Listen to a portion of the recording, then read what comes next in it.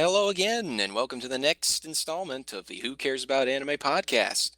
I'm Jonny Lobo, and as usual, I have a fantastic cast with me here today for episode 4. And go ahead and do the introductions here, get those out of the way. First off, you remember him, hopefully, from the first 3 episodes we've been doing. Here's my partner in crime, Paden. Yo, how's it going, everybody? And brought back by popular demand. And of course, you'll remember him from the Yu Yu Hakusho first episode we ever did. Here's River. It's not a lake, it's an ocean. And introducing a good friend of mine from the Tenchi Cast, Tenchi Muyo podcast. And he's been involved in numerous things, such as subtitling the newest Tenchi Muyo iteration, I Tenchi Muyo, and also spearheading the translations project called the Hasegawa Novels Translation regarding novels of Tenchi Muyo by screenwriter Naoko Hasegawa. We'll have links in the description for more on that. But anyway, here's Ray. God, it's so good. Oh, are we starting? Yes, indeed. We are starting here, and for our 4th episode here, we've all been wanting to do this for quite some time, and we're seeing when it was appropriate to get around to it, and we figured now's as good a time as any. So here we go. The pattern we've been doing thus far, unintentionally more or less, has been a lot of classic anime, what you'd call nowadays anyway, a lot of staples of the 90s, and along with that, they've also been heavyweights for Toonami, the Cartoon Network block of programming that I'm sure many of you are familiar with back in the late 90s, early 2000s, turn of the century. Today, we're having one that certainly could stand in the ranks of Outlaw Star or Trigun, Tenchi Muyo, any 90s classic you can think of, but you're not going to recognize it from Toonami. It wasn't on Toonami back in the day, but we're going to talk about hypotheticals if that would have worked or not, and things like that. But without further ado, the title we're talking about here is El Hazard, The Magnificent World. And for those of you who don't know, the way it's been popularly described, and I can't think of a better way to describe it, is it's really very much in spirit and in form, sort of the sister series of Tenchi Muyo. And if you're familiar at all with Toonami, I'm sure you've heard Tenchi Muyo at one point or another. It's a hilariously underrated series. And though it's very unique, it's absolutely unique.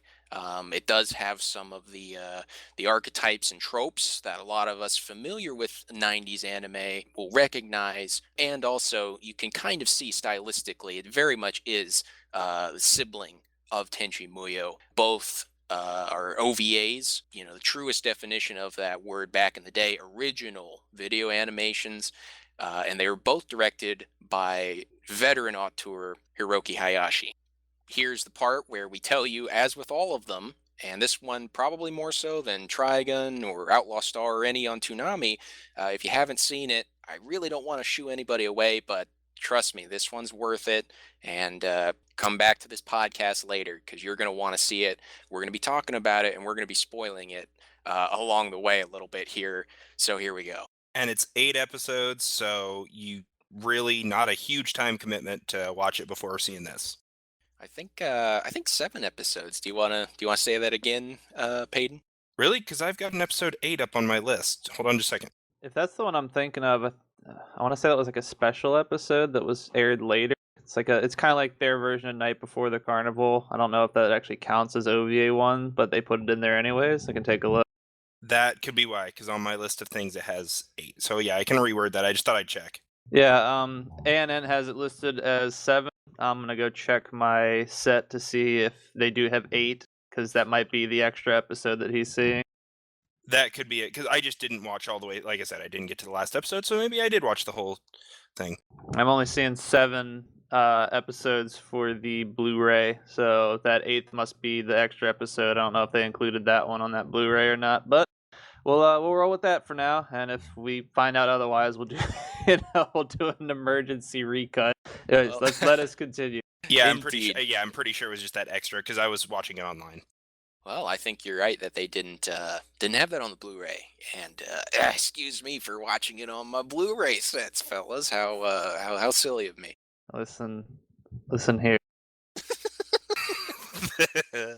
And see, I got introduced to it via that. So that's the best way. Like I can't even imagine. Like the whole time, like we knew there was going to be a Blu-ray set. It had just been delayed for years. And I was sitting there watching it, and I was like, man, you know what? This art is really gorgeous, and I really wish that there were Blu-rays out. And then, half a year later, oh, the Blu-rays are finally out, and who bought one like the minute that they went on sale and were getting shipped out? And damn, man, what a way to see that for the first time. Yeah, count your stars, Paden. I might keep all of that in. Okay, here we go.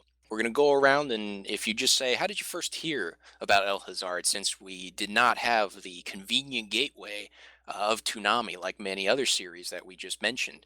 And also, if you could mention there, what was your impression? Did you like it? Did you love it? Did you not like it? If you say that, I'm going to kick you out. I'm just kidding. But if you would, share your thoughts, and we'll just go ahead and start with Peyton.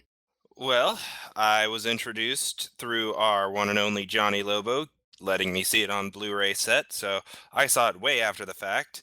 I do have to say, oh my gosh, I loved this thing from the moment it hit the first screen. Like, first of all, the artwork is just absolutely beautiful. I had never heard anything about this. I am eternally grateful for being introduced to it.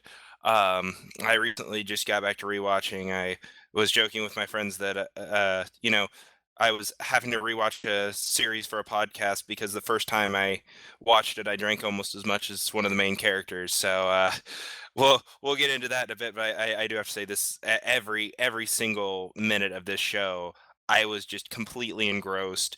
And watching it again, despite remembering all of it, it's you just notice so many things. It's such a deep series. I was just blown away by it, and I'm still blown away by it, and I'm planning on, as soon as I finish this second watch through, of watching it a third time. Whenever I first found this show, it was through joining Tenchi Forum after rediscovering Tenchi, and I kept putting it off to watch other things for a while, and then finally I decided one day, you know what, let me get back to this show. And boy oh boy, I immensely enjoyed my time watching the OVA, and I just loved it. And I don't like to say it like this, but I liked it more than I liked the OVA to Tenji, simply because I just felt that it was just overall better. It just appealed to me more. It seemed much more well written, and it was just fantastic. And it's a shame that even though we've got more episodes coming along, it's a shame that the series never went on as long as Tenchi has. But we're gonna get to that in a few future questions, so I won't go into too much detail about that. But yeah, overall, fantastic series. Loved it to death, and it's just, pacing. The pacing of it was just phenomenal. You never got bored 1 second. I recall another Tenchi Forum member and Tenchi Cast participant saying, because for you to say that, a lot of viewers might not know River, but you're involved in Tenchi fandom, and so for a Tenchi fan to say that, that really means a lot. And I remember one of our members saying that it's sort of like The Mistress. If you're really engrossed in the fandom like a lot of us are with Tenchi, you love it, you're married to it, you're committed to it, but secretly it's like Lazard's. It just might. It's not wrong to say it's better. It's not wrong to say Tenchi. You like Tenchi better. That's cool too. But absolutely, absolutely. Ray, how about you? Well, if I am completely honest about my first exposure to El Hazard, it was years after it aired. I first heard about it in like 2003, 2004 because of a rather questionable image of one of the characters that I saw while I was browsing 4chan one day. And I was like, who's that? Like, I've never seen this character before. Why is she not wearing anything? It's just randomly thrown some thread, and I was like, oh, okay. L Hazard. Okay, maybe we'll keep that one in mind. Never really looked into it, kind of forgot about it for a few years.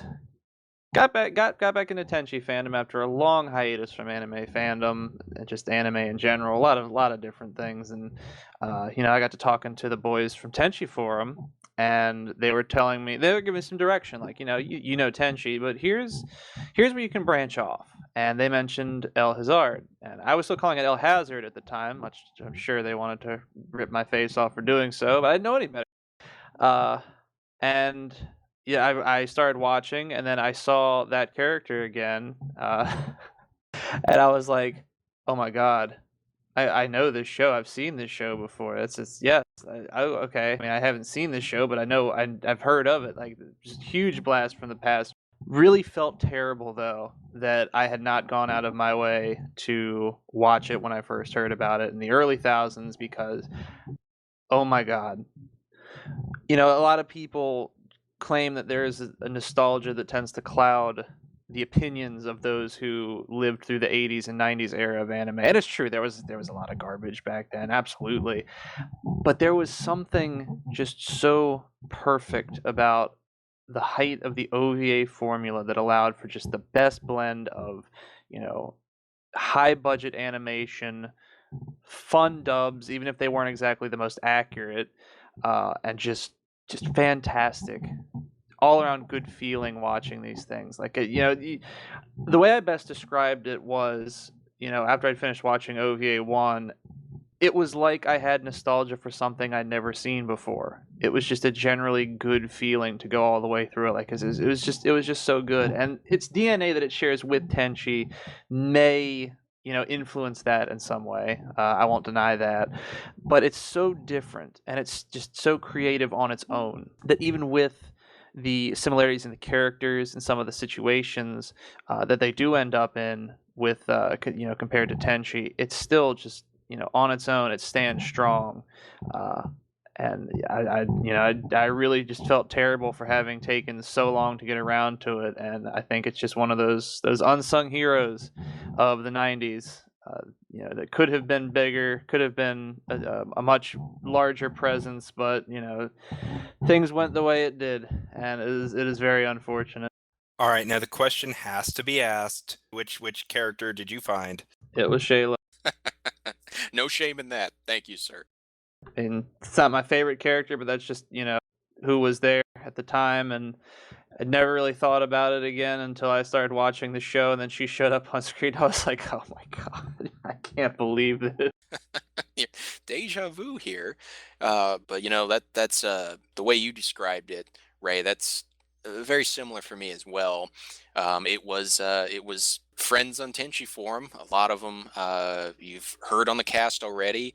I think Chuck was one who really I remember. I bet it was a lot of others too. It's hard for me to remember. It was one I knew of because of Tenchi since, like, 2010, and I was like, I need to get around to that. And I just didn't have that impetus, or somebody poking me in the side, nagging me. And of course, the same reaction. I wish I had done this sooner, but better late than never. But yeah, as a avid Tenchi fan, and who still remembers, that what I call kind of the Hayashi magic, the pacing of the first Tenchi OVA, not including the Night at the Carnival, 6 episodes. And wow, what is accomplished in 6 episodes of Tenchi Muyo is remarkable. And you see that very much in El Hazard. And so I had this, between everything that was said, the animation, and again, its parentage, its pedigree, associations with Tenchi. It's like I was, is that feeling I got the first time I saw Tenchi. And unfortunately, like the old song goes, feels like the first time, like it never will again. And I love Tenchi, but it could never be the first time again for me with that. But El Hazard that's the closest thing I'm ever going to get. And it was probably, I want to say, just like 2014, very recently, that I sat down and watched it and went, mein Gott, like, oh my God, like I didn't even realize how much my life was missing without it. It truly is a gem, and that's largely why we're here today. So on that note, let's just get right into it. Very much like Tenchi and a lot of other series we've mentioned, a lot of great series. Really is something with this one. The cast of characters is it's diverse, it's large, but it doesn't feel too crowded. So I wouldn't blame you if you couldn't narrow it down too much. It's hard, but if you can, favorite character or favorite characters, and a little bit of why.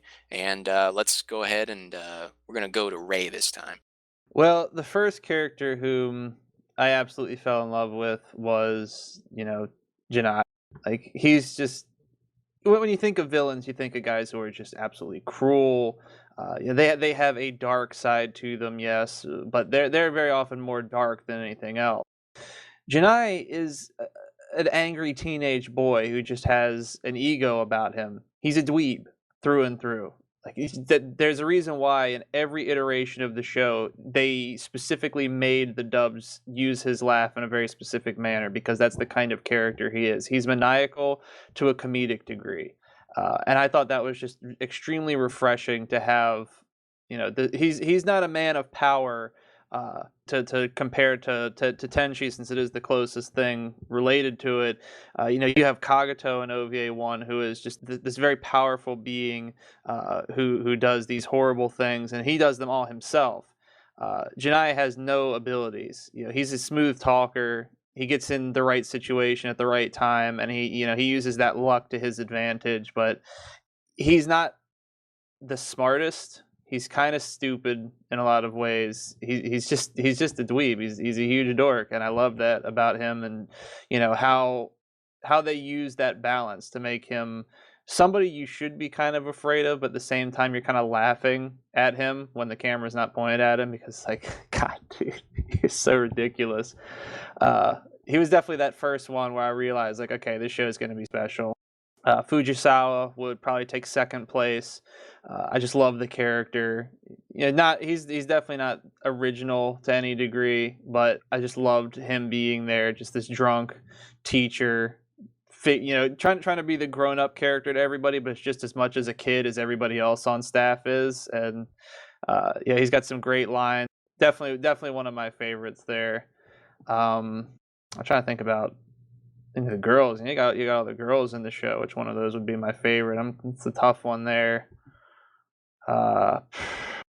I don't really know if I have a favorite of all of them. It's one of the things that I kind of liked. It's much like Tenchi. They're all pretty strong. I didn't really have a leaning one way or the other. Although some people aren't fans of Aliel, but I quite enjoyed her comedic relief as well.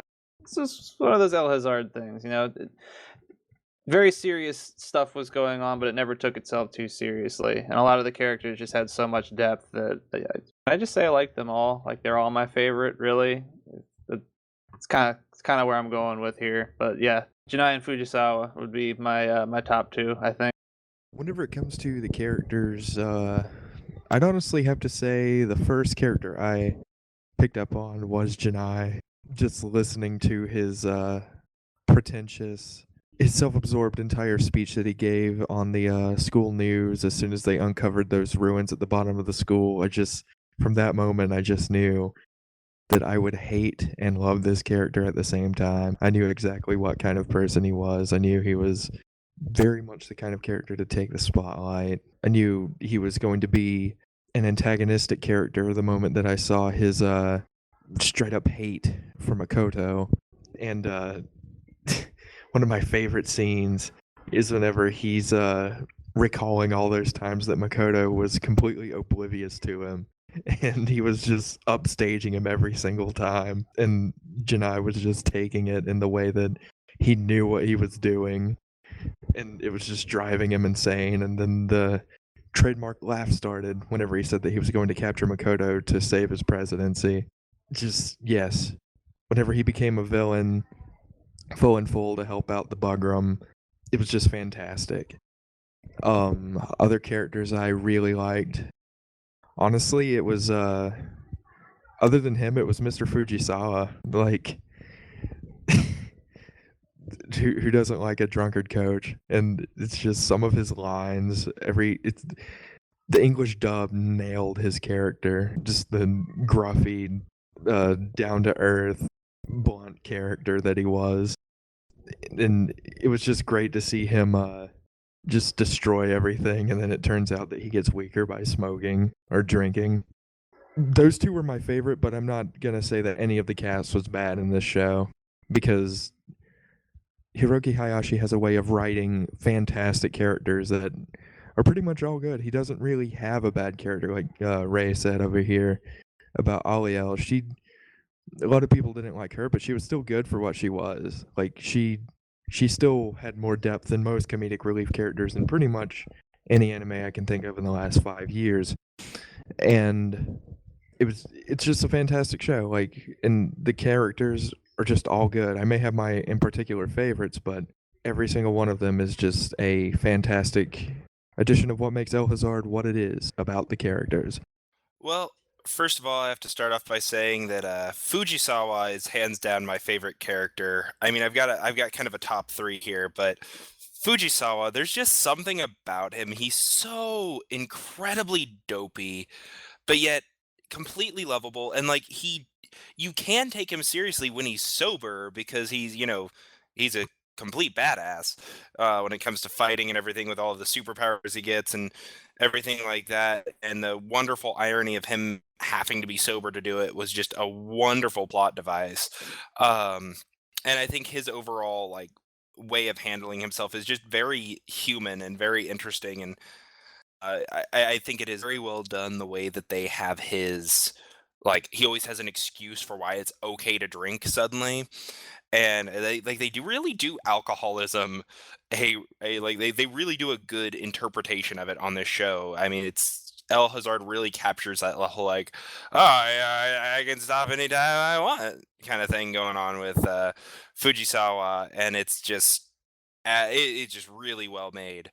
And I just find his whole character amazing. And on a similar note, I like her partially because of the relationship with Fujisawa, but I love Mise, the water priestess. You know, the way she's introduced to us, sitting there in the hot springs, and Fujisawa, quote unquote, saves her, even though she doesn't need to be saved, when she's sitting there talking about wanting a white knight to come along, and immediately asks him, what's your profession? And he starts talking about, oh, I'm a high school teacher at Fujisawa High School, firmly established. And her first reaction is just, oh, government employee, income, stability.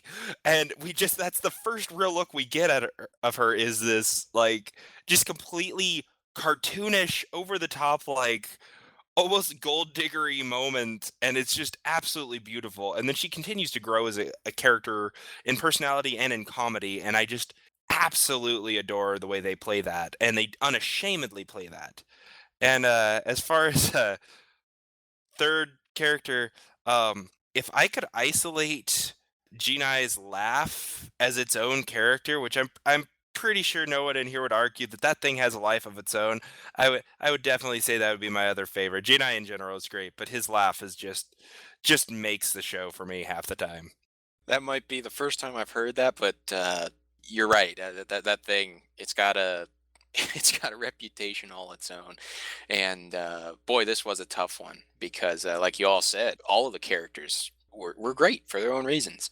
It's rare in a series that you can legitimately say that. Here, you legitimately can. Janai is a sleazeball, and his objective. He's cruel and he's ruthless, but like you said, Ray, he really is just kind of a dweeb. You kind of you know a guy like that you went to high school with or something, and no matter how menacing he was or tried to be, you never really took him seriously. At least I didn't. And Fujisawa, like you said, Paden, I found that genuinely inspirational in a way. What they were saying about him, look at the strength you have when you're sober, when you don't let the bottle or whatever your addiction may be, when you don't let it own you. That I thought that was actually really touching, and I certainly didn't expect that going in. And all of the girls were great. I love Shayla. She's a firecracker. If there's a comparison to be made, she's very much her own, fire water priestess of Muldoon, but kind of for a lot of people say very Ryoko-esque character in a lot of ways. And of course, with Ifrita, we see the motif of Ryoko played out there as she is in hibernation and she's awakened by the protagonist.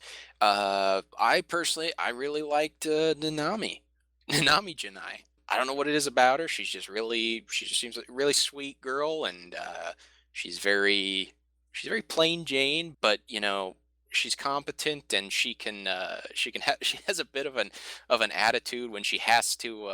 She's trying to earn money to when she ends up in this bizarre alternate world and trying to get home. She has this woe is me mentality, like kind of like Kione from the Tenchi verse. And maybe it's also just because she's the only one, and we won't focus on this, but we see this a little bit more in the second OVA, but she certainly does in the first as well. She's the only one who, without fail, she calls Katsuhiko, her brother Janai, Lord God Janai, on his BS every time. Even if you think he's come around, even if he says I've changed, nope, he is crooked. He's a sleazeball. She says, "Trust me, I know." And and sure enough, so I just love that brutal honesty about her. There's no sibling loyalty to be had at all. She knows he's a sleazeball, and she calls him out for it. So I found that hilarious. I'm glad that you brought her up because I was going to throw her in. I completely forgot about she. I mean, all the characters are fantastic, but I did love what she did. She's very strong, hard-willed. She makes it on her own. She's the only one of the characters who actually has to spend significant amounts of time by themselves for a portion of the show. She makes her own way. She's very smart in ways that none of the other characters really can be, which is why it's good that she's there. She's very business savvy. She basically runs a business while she's trying to make her way. Starts off with nothing. Next thing you know, she's the head honcho or head honchess. I don't know how they do that for females, but yeah, like she also, her brother is Katsuhiko Janai. Like, there's nothing good about that, and she takes it in stride. She uses it as an opportunity at every chance that she possibly can. Like in the beginning of the show, she's the one just grilling her brother, like, you mind telling us about this? He's like, what are you talking about? Why would you say these things? God, that is about like you got to like on a second run through you see it because there's so many funny stuff. But watching it again, and it is right off the bat in the beginning. I'm glad you brought that up because that's about no, that's one of the funniest moments in the whole thing. It's just she's doing that and he's all flustered. Nanami, like what are you doing? You're making me look bad. And she's like, yeah, I know. And he's looking at the camera. He's just like, "What are you looking at, smart ass?" She's great. Oh man, but the whole interaction of the characters. If there's ever any doubt, not to go too far on a tangent, but it's like for more information on this, the history of Tenchi Muyo, the internet's at your disposal, or I would highly recommend tenchiforum.com. But anyway, the namesake of Tenchi Masaki's name, Masaki Kajishima, he did artwork. He has background in animation, and he came up with the characters. Very much true. But if there's any doubt of who really made Tenchi so memorable, and the reason why that first OVA blew everyone away, El Hazar, look at it again, is Hayashi really, shows his skills with pacing and with managing that many characters, and it's even more complex in El Hazard. You've got the Phantom Tribe have they're conspiring to undermine the hierarchy, the status quo, and then you've got the Bugram, and you've got Janai throwing his lot in there while still not overshadowing Queen Diva. And then you've got this whole deal with Captured Princess, and probably knowing that people would be coming in watching El Hazard because it was made after Tenchi, knowing that people probably coming into it were familiar with Tenchi, there's this long build-up, and when you finally meet the Princess Fatora, she she's just a bitch. She is. Like, I don't throw that word around willy-nilly. I really don't. I don't like to use it, but she objectively is. She's just, so you kind of think like maybe in the back of your head it's going to be someone like a.k.a. very demure, very nice and kind in a lot of ways. Uh Not at all. And it's just, I love that it's like, you thought it was going to be this, but nope, turns out it's not. And then you have the whole, it's not, El Hazard is not a harem anime. I'm sure a lot of people would categorize it as such, but there's this heavy cast of characters, male and female. There's a lot of female characters, and there's a couple in particular who start, really vying for main character Makoto's attention, and it's kind of Nanami versus Shayla, sort of like Ryoko and Aika. The two really contending and fighting with one another, and but then uh, expounded upon more so again in the second OVA is Hayashi. He makes it even more complicated, but it totally works. Is with Fatora and All AL. You've got heterosexual and homosexual, love triangles, quadrangles, and attempts at getting alone with somebody or making a move on somebody. And is there some fan service element sprinkled in? Absolutely, much like Tenchi Muyo, first OVA, or Outlaw Star, and a lot of those, just for good measure, a little bit in there. So there's a lot of fan service and comedic elements there, but it's also in very believable ways too. And it's just this amazing eclectic mix of characters, and really, especially considering the time and the again was mentioned it was kind of a heyday. 80s, 90s, around there, a heyday for the OVA format, the laser disc, the limitations of that medium. Considering all these factors, I really don't think anyone could have done something like that better than Hayashi, and he did an amazing job. Also, just commenting on the the fact that there were heterosexual and like a lesbian romance in there. First of all, this was in the '90s, which I mean, for Eastern, that's not that surprising. There's been much more easily accepted homosexuality throughout their art style, even especially in Japan, all dating back to medieval times. That was very common, but for the Western world, that for at the time period, that's quite the shocker that it took off as well as it did, because it was still that was still like, I mean, it's still a political issue, don't get me wrong, for a lot of people, but during that time, for a show to be that well accepted, it shows just how well the romance was played off. And every romance in this show was just absolutely beautifully played, to the point that they were realistic.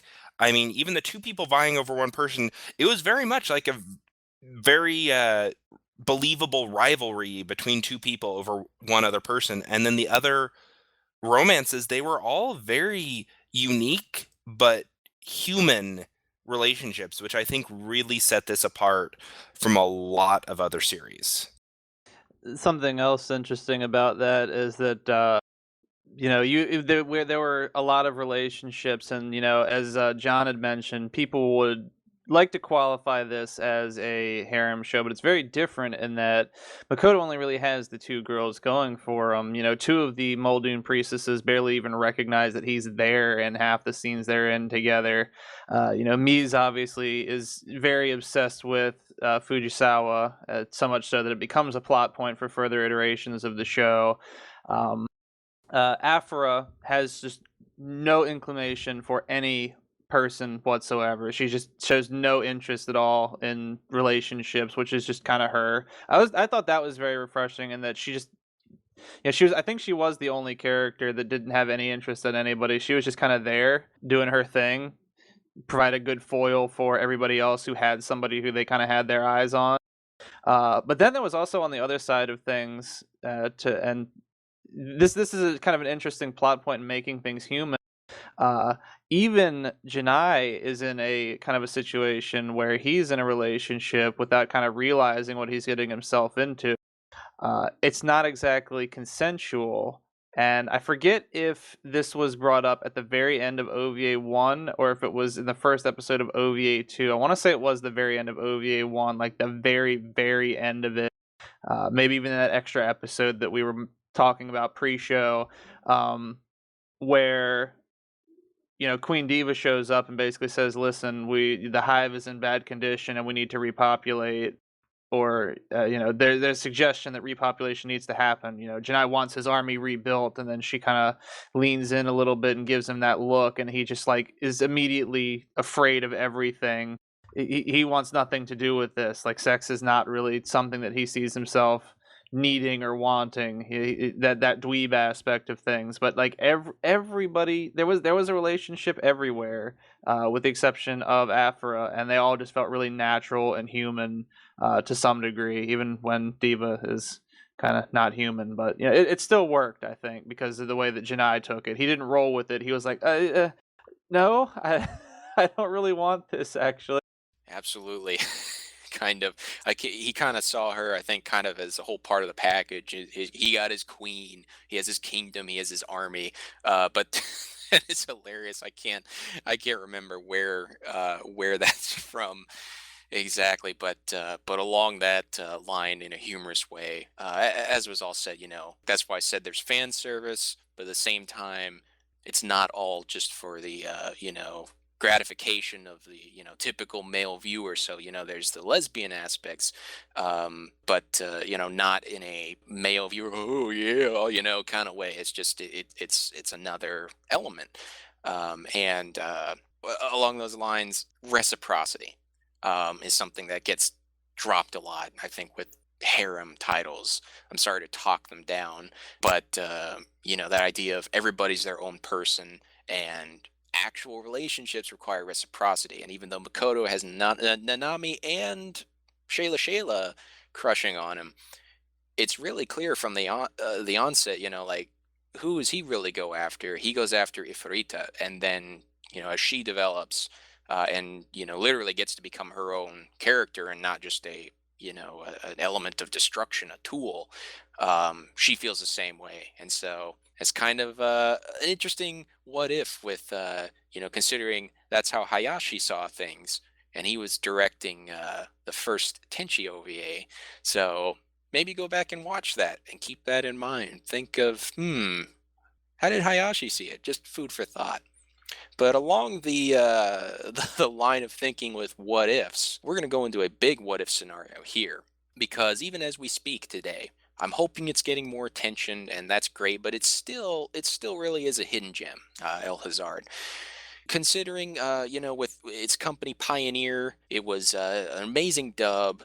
And AIC, it branched out into, had sequel OVAs, had The Wanderers, TV, retelling, slightly different adaptation, much like Tenchi Universe, for the Tenchi Muyo franchise. So it got all of the same treatment as Tenchi, except for over here in the West in particular, one crucial thing, and that's what we've said before coming into this cast, and that's Toonami, or at any level really. I can't think of any, but just being on TV at all on some channel, Sci-Fi. I don't remember it ever being. Maybe it was, but I don't think it was. So, it definitely didn't have.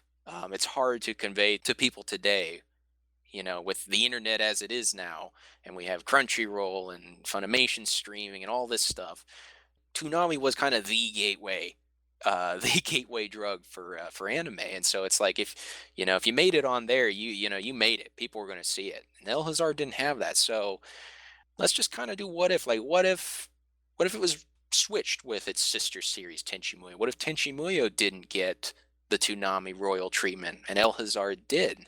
Do you think it would be well remembered in the same vein Tenchi is today, and Tenchi Muyo would be kind of the hidden gem, and we'd be talking about it in that sense? Do you think it would, it would have been much like Tenchi Muyo today? Tenchi's attempting to be, reconditioned for a modern climate. Do you think El Hazard, would have continued on that way, attempting that? What are some of your thoughts there? And we'll go ahead and start with Ray.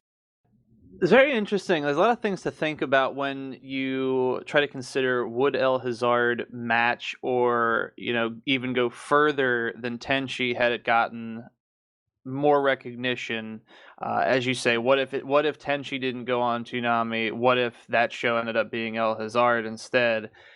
I try to think about like, what is it exactly that makes Tenchi special? That was a question that we were asked by Patria Burchard in Florida while we were eating dinner with her. That was a very just mind-blowing experience to have to answer that question on the spot like that. And, we had so many answers on what it was that made Tenchi the show for all of us that were sitting at that table right there. There was a lot of different aspects that weren't just the characters or the situation, but also a greater appreciation of like the culture that went into it. It's very traditionally Japanese in a lot of ways, and it's also heavily inspired by science fiction. Star Wars being, as and Chuck would kill me if I didn't mention it, just beat over the head with Star Wars references in Tenchi, just all over the place. It wears its inspirations on its sleeve, but it became better. It became a bigger and greater thing than all of its inspirations in a lot of ways. El Hazard, on the other hand, stood out in many other different ways, and I don't know if they would have latched on quite as much. One of the main differences is in the world style. Tenchi was very much rooted in traditional Japanese literature and architecture, designs. Tenchi is. They live at a Shinto shrine. His grandfather is a Shinto priest. He is a priest in training. That's what that is. El Hazard pulls more from Middle Eastern design and literature. And I don't want to say that's bad because it isn't, but it is different. And I think it's less favorable of the two aesthetics. I don't want to say that's why El Hazard didn't get the attention it should have in the first place, but I think it's just such a different show in a lot of ways that it's hard to say for sure if it would have gotten as big. The writing was still good. The characters were still good. It followed a pretty similar downfall from Grace. OVA 1 was perfect. The Wanderers, which aired about the same time, was an excellent retelling, much in the same way that Universe was, and added its own flares and fleshed out the world that it built. OVA 2 was okay, but once its main creator left, it started kind of sagging a bit. And then what they don't really call OVA 3, but you could kind of call the OVA 3 for El Hazard in the alternative world, it was not very good at all. It did not know what it wanted to do, and it kind of fell to the wayside. So regardless of how popular it got, it still suffered the same problems that Tenchi suffered. I don't know if it being more popular would have made a change in the way that the show would have gone, but I think it should have, if it doesn't necessarily replace Tenchi, but it should have had airing somewhere. It should have had the attention that many series got that weren't even anywhere near as good as El Hazard was, and it did not get that. And I think that is an absolute shame because outside of OVA 1 and, as Mike would argue, Black Heaven, I think El Hazard is probably Hayashi's greatest work. It is his magnum opus, and it's a shame that it's being lost to time. A lot of what Ray said was actually some stuff that I was thinking about as he was saying his ideas on the matter. Because as much as I would like to think that El Hazard would have taken off in the same way as Tenchi would have if it had been on Toonami, I feel like the ship was destined for the same fate, if you will. I feel like because Hayashi did leave, I feel like the series would have pretty much done the same thing except on a grander scale, much like how Tenchi did. We would have had the same thing happen where there's 10 years of dark ages, if you will, possibly a reboot, but not really sure. There was just something about Tenchi, like a member of Tenchi Forum, he always says it's like an enigma. I said earlier that I like El Hazard more, but at the same time with Tenchi, there's just something about it that just grabs you in and doesn't pull you away. It could be the traditional Japanese style with the sci-fi twist. It could be the way that the characters were so unique. There's just something about it. El Hazard was fantastic and had that formula, but at the same time, it also didn't have some of that power to just keep you there constantly.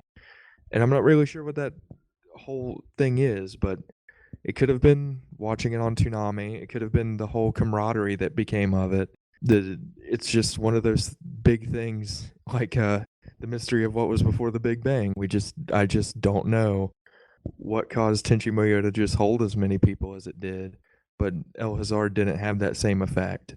It's with Toonami. It might have been catching lightning in a bottle again or lightning in a jar, but I just don't know. I really do not know what would have if it would have changed, if El Hazard would be on top of the world still, or it was never on top of the world in the first place, but it wouldn't be on top of the anime market now.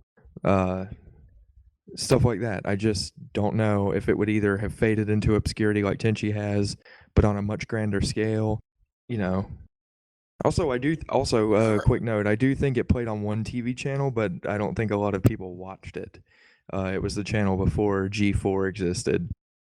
Really? I did not know that. That'd be interesting if we could have any listeners or somebody out there comment on that. If anyone remembers it from that, that'd be very interested to hear that. I don't recall it airing on Tech TV. I think it was I think Duel did air on Tech TV because they had I want to say it was Anime Unleashed was the block at the time. I'll have to look that up. Yeah, I think it played on Anime Unleashed. That's what I was thinking. I could be wrong. I could be thinking Duel. Well, Peyton, what do you think about if Tenchi and El Hazard 20 some years ago, if the roles were switched? Just a quick shove in here. Apparently, the list of anime broadcast by Anime Unleashed did not include El Hazard. You can check the list out here to see if you could figure it out. Razafon was on there, and so was Duel. Cromartie High School, Crest of the Stars, another perennial ancient favorite. But anyways, yeah, that's that. Sorry, Peyton. You may proceed. Okay, so I guess I commenting on other people's stuff, but in addition, some thoughts on my own. First of all, let me just point out and just take a moment to appreciate the fact that every single one of our podcasts so far, we have had to reference the fact that without Toonami, almost none of this would have been popular. Like half the shows that have become popular wouldn't have become popular, and we wouldn't have Adult Swim, which wouldn't have given us Yu Yu Hakusho in quite such a graphic format and things like that. So let me just start off by saying, the more we talk about this stuff, the more I can appreciate how much of an influential factor Toonami was in spreading anime to the Western world. Beyond that, to comment on something Ray said, I agree. Like, it does very much take a Middle Eastern style in both storytelling and like a lot of the characters. You just don't see. Oh, there's a whole lot of. I've heard someone accuse anime of whitewashing a bit, and first of all, that whole concept to me is kind of amusing considering it's from Japan, guys. It's not white Europeans, but I realize that that's a lot of times what it's compared to in skin tones, but if you look at it, there actually is a little more diversity in like tones and shades of like animation in this, and I think they actually do a much better job of having a little more accessible and more multi-ethnic and more ethnically diverse, like just casts in general, and I really appreciate that about this show. As far as whether it would have taken off as much as Tenchi had the positions been switched, I would love to say yes, because I think while I love Tenchi to death, I think El Hazard has such a punch to it and such a very powerful story that I think it would really do well with a lot of audiences. However, the one thing to keep in mind is the fact if it was on Toonami, it would be edited for a youth audience, which with Tenchi, fine, they edit out the nudity, they edit out, any just minor things here and there. If you look at El Hazard, there's a lot of content that, premiering in the 90s would have been edited out. First of all, a lesbian couple, that never would have flown on 90s kids television because that would have been a politically inappropriate thing to do. Well, in addition to that, you add on some of the content, which of course they can edit some of that out, but they would have had to get rid of the alcoholism for Fujisawa, which is such a critical point of his character. As was mentioned before, I just really, John, you mentioned this before about how it was really showed what he could do if he wasn't on the sauce. And that really was such a powerful thing, that trying to edit that point out and then just editing out a lot of just various plot points would, I feel like, cut it down so much. It wouldn't be El Hazard. And I think that it needs those things. Unlike some series, it needs those things. They're actually plot point. They're not just superfluous fan service and gratuitous language or anything like that. It's plot points, and it's well executed plot points. So when you take away that factor, there's no way I think it would have held or caught as well as Tenchi did. And even if you say for whatever reason all those had been in there, I still think that in the climate and in the audience that uh, Toonami was going on, I don't think El Hazard would have survived quite as well. Tenchi had a lot of characters that were easily accessible to all ages, and you could appreciate because they were very eccentric. They were all very eccentric, and even though El Hazard's characters are eccentric, it plays better to an older audience. It plays better to an audience that is well versed in literature or well versed in a lot of other anime, things like that. It's like if you look at it, despite the fact that it's got a lot of kind of goofy, weird stuff, it really is a fairly like deep show that has a lot of like it poses a lot of questions. And especially, watching it just through a second time, from a literary standpoint, it really does hold up. And I just don't think at the time the 90s were, with mech animes and DBZ and things like that being all the rage, I think this would have faded into obscurity a lot quicker than Tenchi, and Tenchi's actually done a good job of at least retaining its really loyal fan base, and I think El Hazard would have, but I don't think quite to the extent that Tenchi has done. I realize that's a long-winded answer, but I would love to talk in support of El Hazard, saying it would have stood the test of time, but I really don't know if it would have. Interesting you bring this up, Paden, because in the Wanderers, which is basically Tenchi Universe for El Hazard, they actually changed a lot of things pretty significantly because it was a TV show, and even in Japan, there were certain things that they just couldn't do or didn't want to do.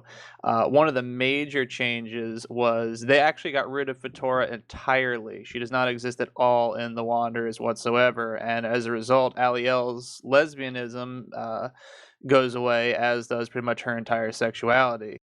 You end up losing some stuff, and I think, as we mentioned earlier, was one of the things we greatly appreciated was the constant loop of romantic relationships and character development in the OVA. But there was in the TV version of El Hazard, they did actually cut Fatora as a character completely. Aliel's sexuality was reversed, and while the drinking, I think, was still a thing for Fujisawa, it was not anywhere near as much in the TV show as it was in the OVA. So there was an alternate version where things were changed and were a little bit lessened. And I can't say for sure that it would have ruined it. Well, I don't want to say ruined it, but it definitely did change the dynamic. I don't know if it would be enough considerably to make it not as good, but it was different. It was there. I guess I would edit my notes then to speaking from surely the OVA. If we're talking about the Wanderers, I have not personally seen it yet. That's on my list. But if we're talking about the Magnificent World, the OVA one, I would say it could not survive the cut down. But yeah, if Wanderers did it appropriately and really fleshed that out a little bit more, and they also, if correct me if I'm wrong, but I believe they had a little bit longer run, few more episodes in there, that could probably help to maybe have helped it stand the test of time. But in a context of OVA 1, I would say probably no. Oh, these are all very good answers, very deep, and very good points brought up by everybody. And it kind of reminded me, because I do think that your point's still very much valid, Peyton, about especially, like Fujisawa. For some reason, I didn't even think of that, but yeah, alcohol, that's just not going to fly on Toonami. They did away with it in Tenchi. I remember that. And the few times it's mentioned, it takes away from Ryoko, but it doesn't define who Ryoko is. Fujisawa, without his struggle with the sauce, what do you have then? I mean, that just detracts too much. You lose too much. And also though, a franchise as a whole, I also have not seen The Wanderers yet. Need to get on that. But I remember this happening with Tenchi Muyo when we were, I was just keeping tabs of you boys, Ray, in the trenches there. And as it was airing every day, people would comment on it. And, people over here, Western world or English speaking world, one of the disconnects was something to do with I mean it differed. I won't go into that. Some people not enough nudity, some people too much, but some people were like, oh well, what's the big deal with nudity? Tenchi did it before. And we kind of lose track of Tenchi as it started out and El Hazard as it started out. These were OVAs, and take the Western market, take American TV out, all of that out of the equation. And when you're dealing with a TV show that's airing in Japan versus OVA, which is really our kind of equivalent, would be like a direct to DVD release of something or something unrated, where it can do more, so let alone that's still a big point and a big hurdle, multiple ones for American TV with Toonami and the like, and alcohol, and all that. But even other things that we might not even think of, like there's full on nudity in the the one fan service onsen episode in El Hazard. You could see minor things like that sometimes get toned down a bit, even for Japanese television. So many factors to consider, and it's so hard to say what if when we're dealing with 20 some years. We're dealing with Japanese TV climate, we're dealing with OVAs, basically as they originally were, are a thing of the past largely, because they were pretty much tailor made for laser discs. Those are a thing of the past. So it's very hard to say. But as was said, the scenery of El Hazard is gorgeous. I believe Ray, you said it when you first were watching it, and I think this is pretty accurate. It looks kind of something like Roger Dean would have come up with. But there is. I remember somebody saying here that Tenchi was very accessible, as eccentric as it is. I remember we were just talking about this earlier, that Anime News Network had a list, and they had, I think it was like 7 titles, and the topic was most accessible anime for somebody who's new to anime.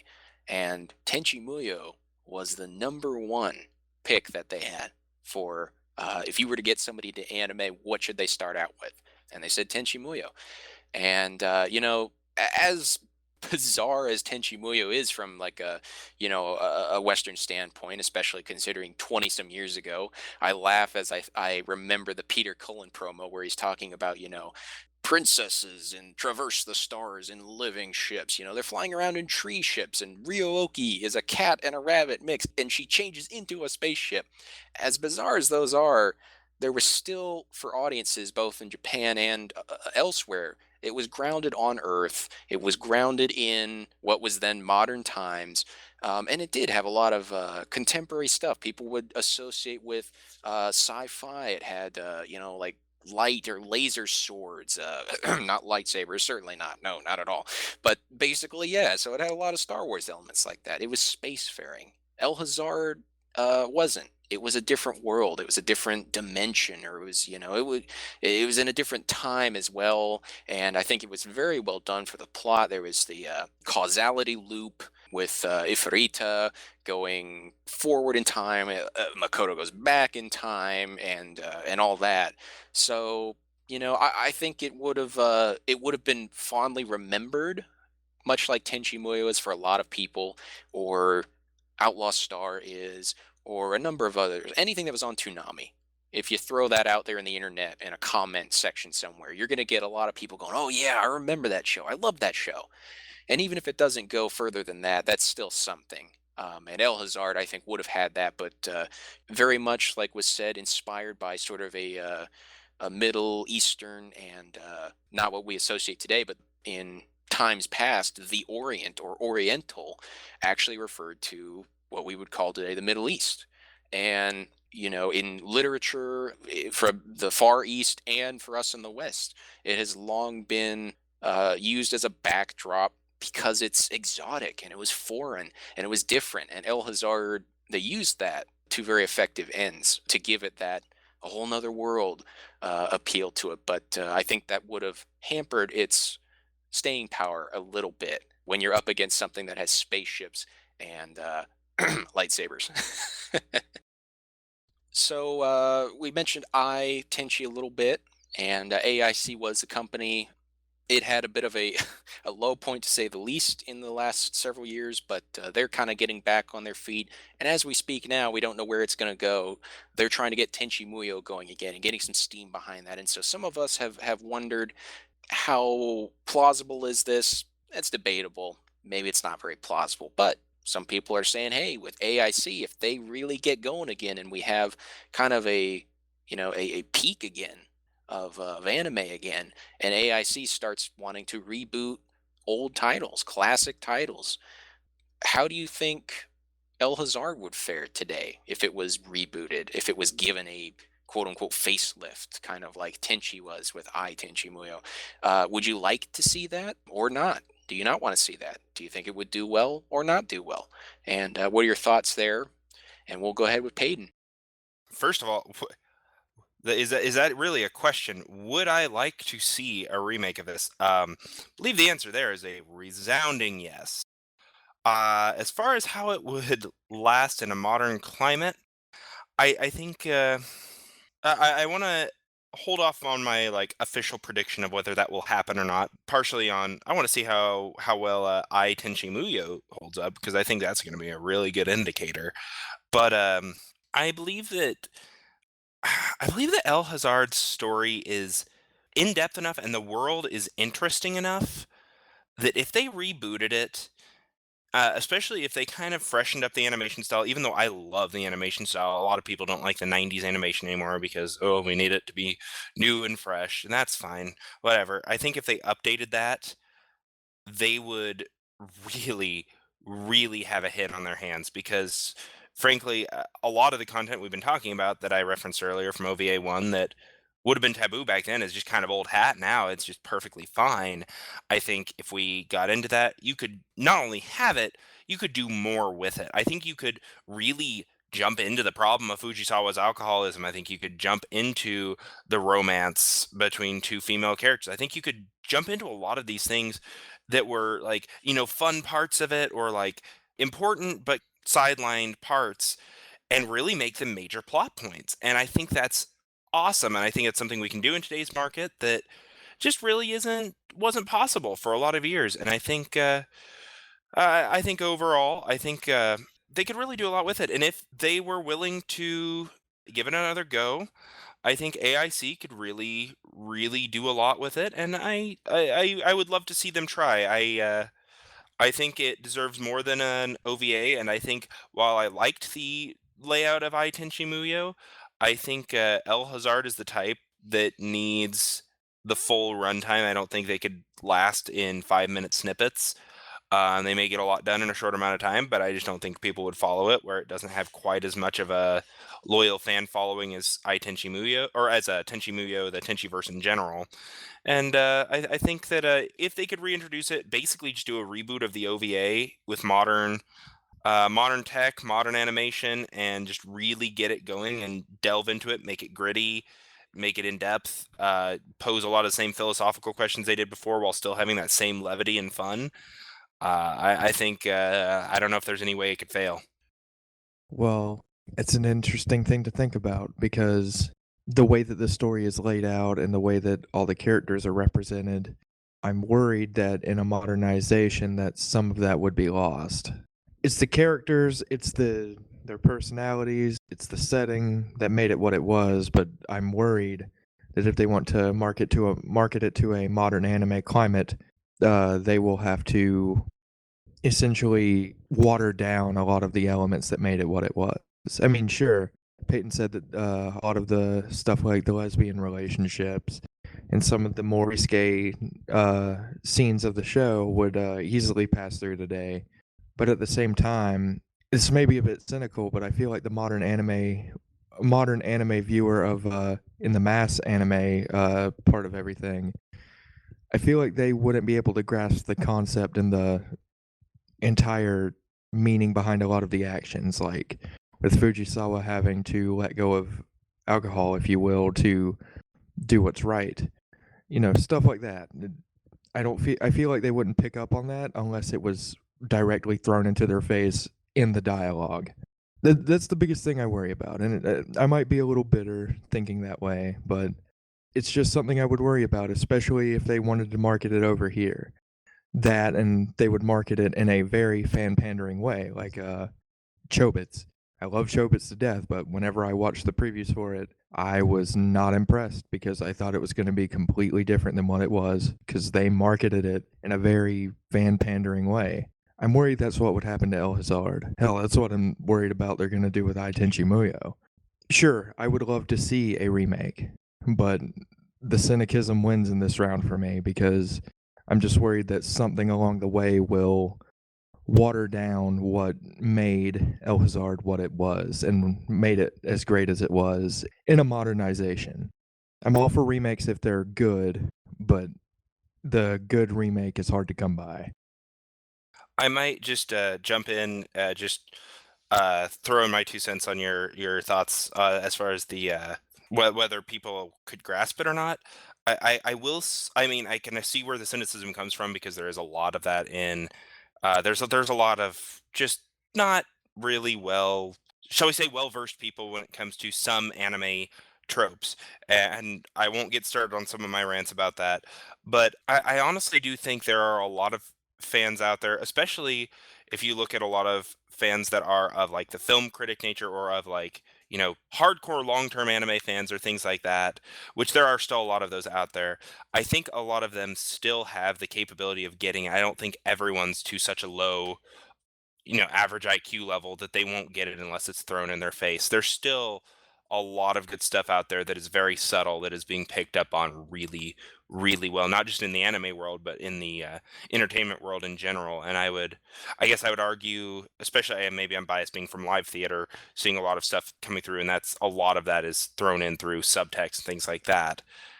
I guess I would argue that there is still a market for it, even if it's a different market than, say, what the 90s would have marketed it to. No. I get what you're saying completely. I'm not saying it's completely absent now. It's just very niche at this point. The Game Busters would not sell. Fair enough, fellas. Certainly don't need to hold anyone to all-encompassing scenarios here. But yes, very good points, Ray. So one of the things that River brought up was the kind of fan pandering aspect to Ai Tenchi, or that he feared that that's what they would do.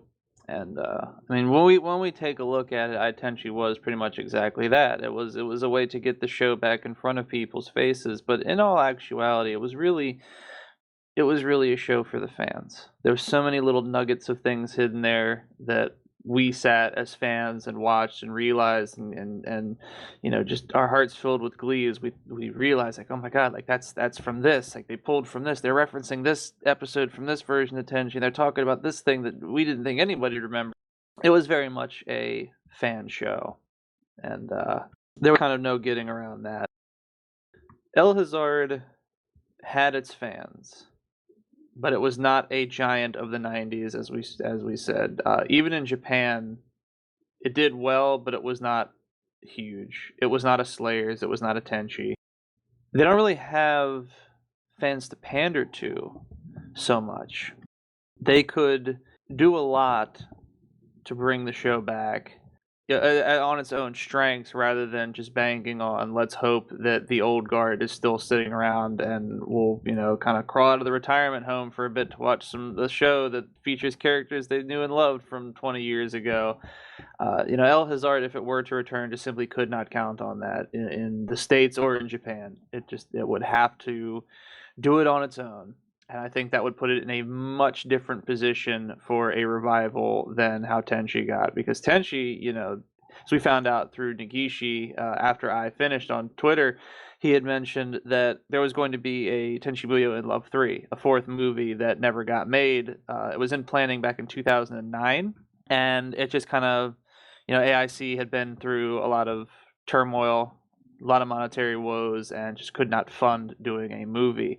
And the short show that they did for I Tenchi was basically the only way that they could really get things done with just the money that they had on hand.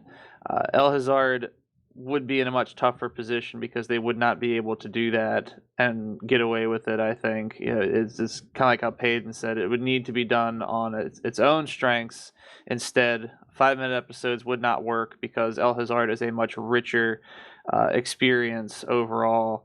And if you do, you lose a lot of it. And with alternative world, you actually do get to see the destructive effects of removing some of the elements of what made the original OVA so potent, and why it became, why AIC decided to pursue it as its next giant along with its sibling series.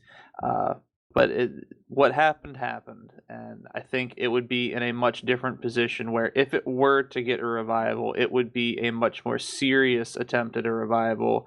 It would probably get its own show, and the plot lines would probably be a little less fan servicey and more direct, trying to play to the strengths that the series once had. Now, River did bring up a pretty good point about the current climate of things.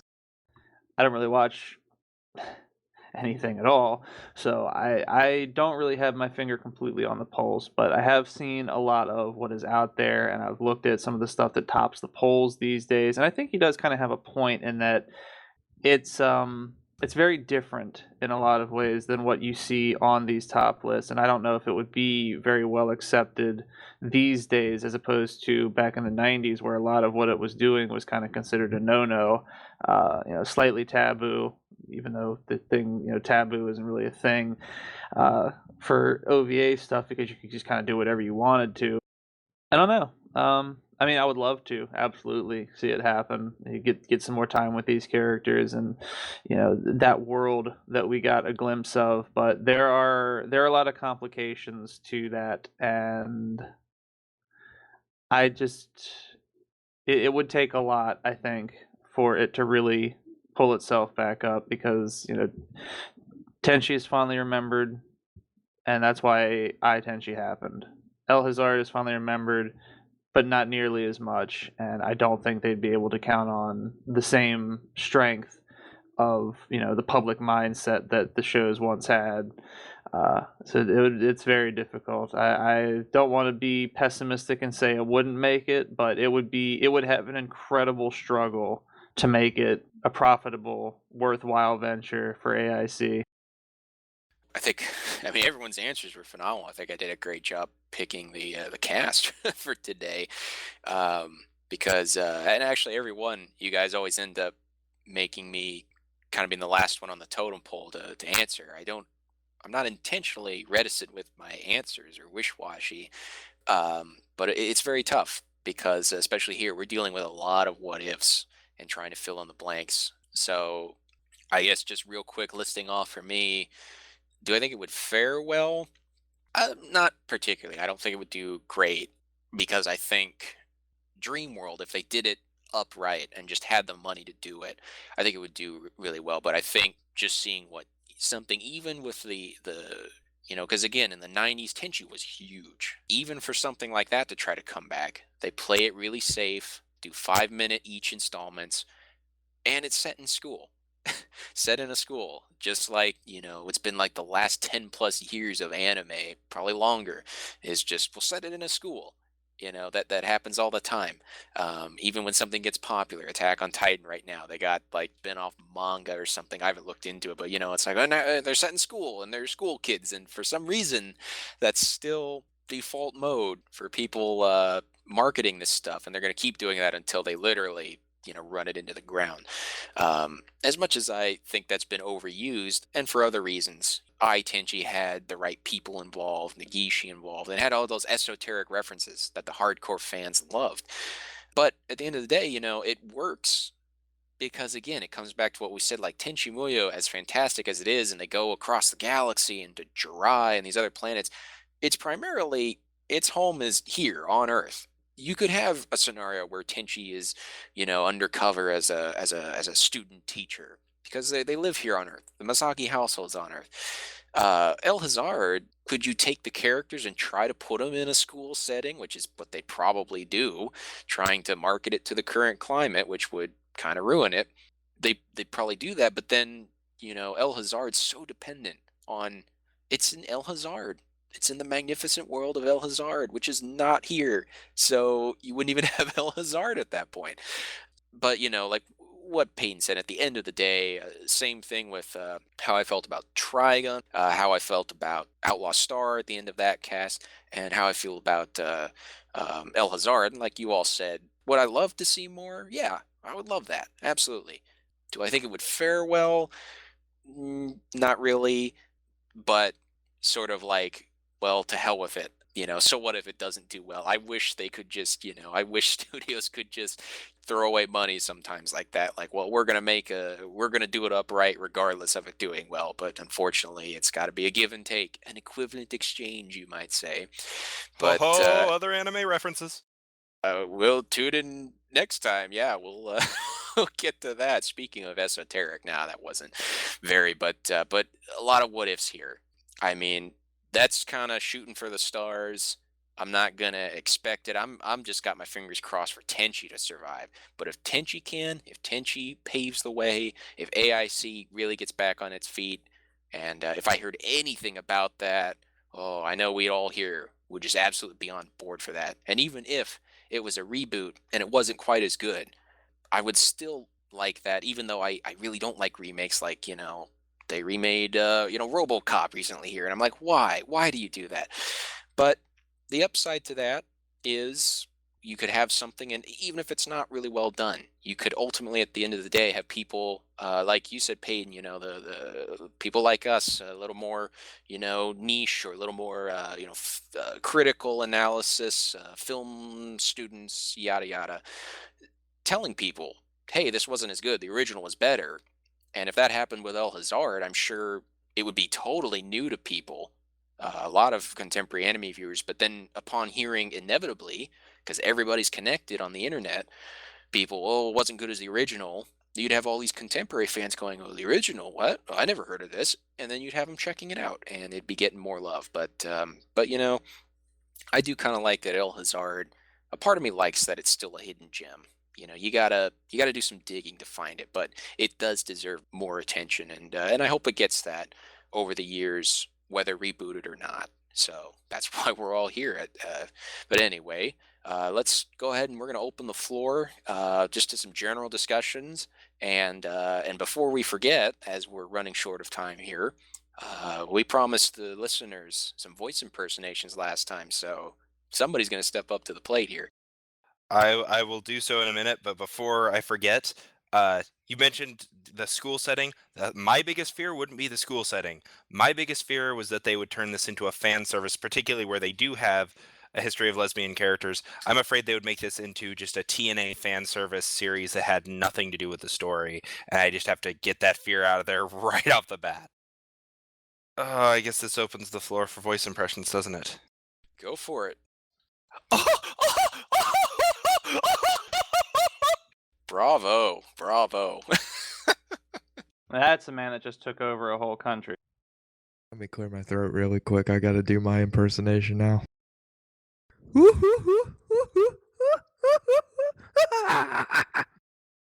Start calling you both Lord God River or Lord God Paden here.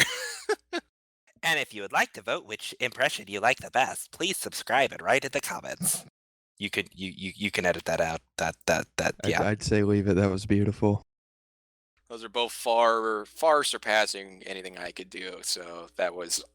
Thank you for honoring your word there, River, and thank you also, Payne, for jumping in there. Well, Ray or anybody else, any final closing thoughts here? Yeah. I was going to mention it earlier whenever Neil was talking about Tenchi Manga being a show for the fans.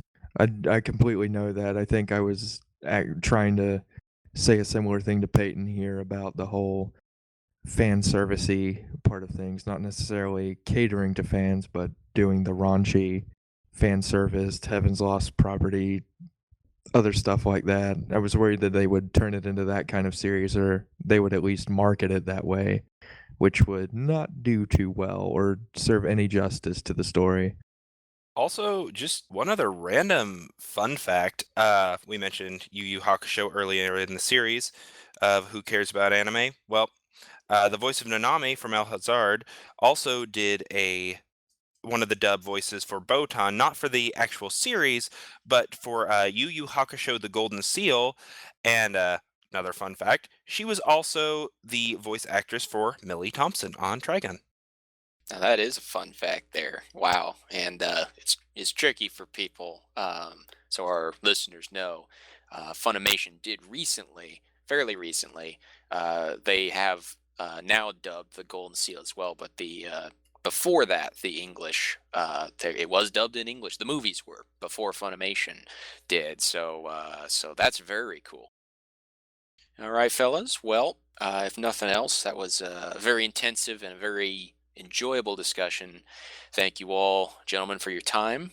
And thank you all, listeners, for attending once again. If you enjoyed, we're on iTunes. Of course, we got YouTube. You can subscribe there. And now we got a Facebook page. And we're kind of going to figure out what we're going to do with that. But we have one now. Facebook.com/. Who cares about anime? So there you go. If you want to keep your finger on the pulse of what we're up to, we're just going to keep doing this. We're going to be alternating the seats as we go occasionally and bringing in different titles, old and new, well known, and hidden gems, much like today's cast. So thanks again, and we'll see you next time.